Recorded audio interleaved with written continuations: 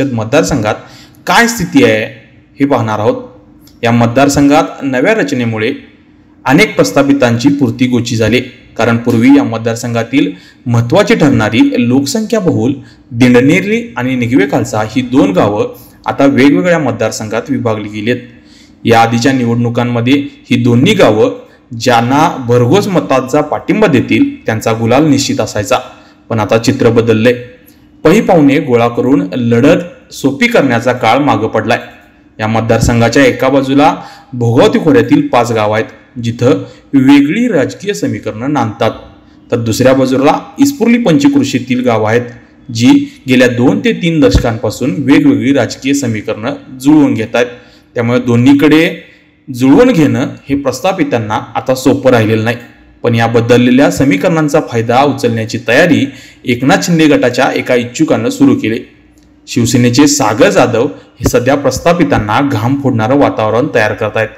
कारण काय, तर प्रस्थापित नेते अजूनही गल्लीबोळात निवांत बसलेले असताना सागर जाधव मात्र नव्या प्रभाग रचनेचं प्रारूप प्रसिद्ध होताच अक्षरशः पायाला भिंगरी बांधून फिरतायत।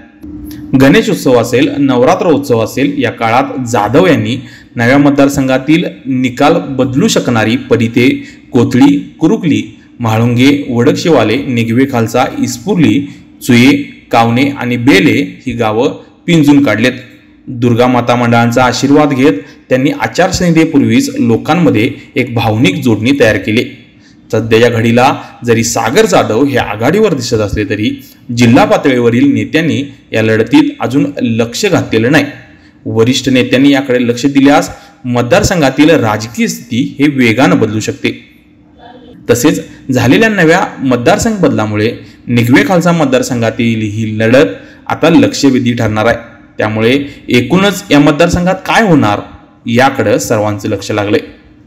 बोर मारायचे आहे मग आजच संपर्क करा गिनीज बुक नोंदणीकृत भूजल संशोधक पांडुरंग जगन्नाथ साळुंखे यांना।